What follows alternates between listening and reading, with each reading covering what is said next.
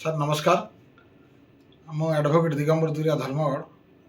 ଆପଣମାନେ ଯେମିତି କହୁଛନ୍ତି କିଛି ଦିନ ହେଲା ସାରା ଓଡ଼ିଶାରେ ଚର୍ଚ୍ଚା ଚାଲୁଛି ବିଜେଡ଼ି ଆଉ ବିଜେପିର ମେଣ୍ଟ ହେବ ଏ ସାଧାରଣ ନିର୍ବାଚନରେ ସେମାନେ ମେଣ୍ଟ ଭାବରେ ଲଢ଼େଇ ଲଢ଼ିବେ। ତ ଯଦି ମେଣ୍ଟ ହୁଏ ତାହେଲେ କ'ଣ ହେବ? ତାହେଲେ ଏଥିରେ ଓଡ଼ିଶାର ଲାଭ ହେବ ନା ବିଭିନ୍ନ ରାଜନୈତିକ ଦଳକୁ ଲାଭ ହେବ, କାହାର ଲାଭ ହେବ, କାହାର କ୍ଷତି ହେବ, ଏଇଟା ଗୋଟେ ଚର୍ଚ୍ଚାର ବିଷୟ।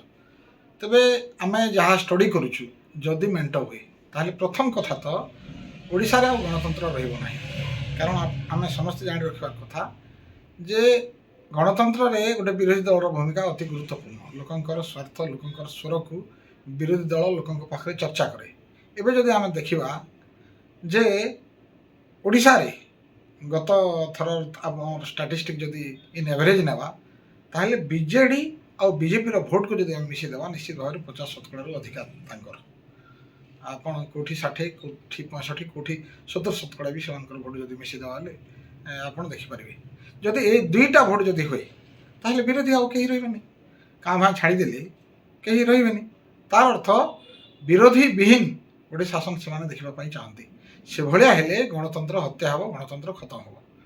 ସେ ଦୃଷ୍ଟିରୁ ଆମେ କହିବା ପାଇଁ ଚାହୁଁ ଯେ ଗଣତନ୍ତ୍ର ବଞ୍ଚିବାକୁ ହେଲେ ଗୋଟେ ମଜବୁତ ବିରୋଧୀ ଦଳ ରହିବାର ଆବଶ୍ୟକତା ରହିଛି।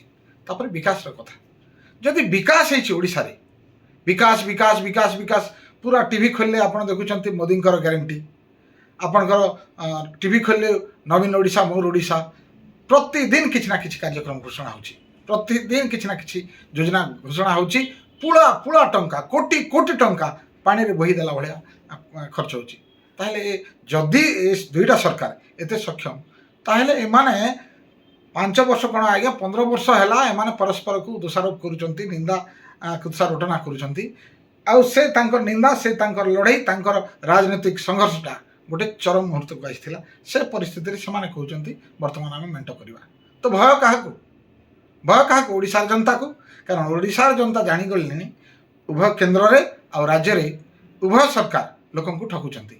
ଏତେ କଲା ପରେ ବି ଲୋକେ ଗ୍ରହଣ କରୁନାହାନ୍ତି। ପିଲାକୁ ପଇସା ଦିଆହେଉଛି, ମାଆକୁ ପଇସା ଦିଆହେଉଛି, ଆପଣଙ୍କର ପେନସନ୍ ପଇସା ଦିଆହେଉଛି, ବିଭିନ୍ନ ପ୍ରଲୋଭନ କଥା କୁହାହେଉଛି, କୋଟି କୋଟି ଟଙ୍କା ପାଣି ବହେଇଲା ଭଳିଆ ପଇସା ଦିଆହେଉଛି, କିନ୍ତୁ ଲୋକେ ଗ୍ରହଣ କରୁନାହାନ୍ତି। ଲୋକେ ଚାହୁଁଛନ୍ତି ପରିବର୍ତ୍ତନ। ଲୋକେ ଚାହୁଁଛନ୍ତି କେନ୍ଦ୍ରରେ ସେ ସରକାରକୁ ଆମେ ହରାଇବା, ଏଠି ରାଜ୍ୟରେ ବିଜେଡ଼ି ସରକାରକୁ ହରାଇବା, ସେଠି ବିଜେପି ସରକାରକୁ ହରାଇବା। এই কথা লোকে যেতবে তাঁর তরফরু শতপ্রবৃত্ত ভাবে সে স্বর উত্তোলন করছেন, তাঁর আওয়াজ আসছে এই কথা বিভিন্ন গোয়েন্দা বিভাগ তরফরু উভয় বিজেডি আর বিজেপি সমস্তে হৃদবোধ কলে আউ আমি বঞ্চি পারিবু না। সে দৃষ্টি যদি আমি ক্ষমতা আসবা চাহুছু তাহলে নিশ্চিত ভাবে আমি মেন্ট করা পড়ব।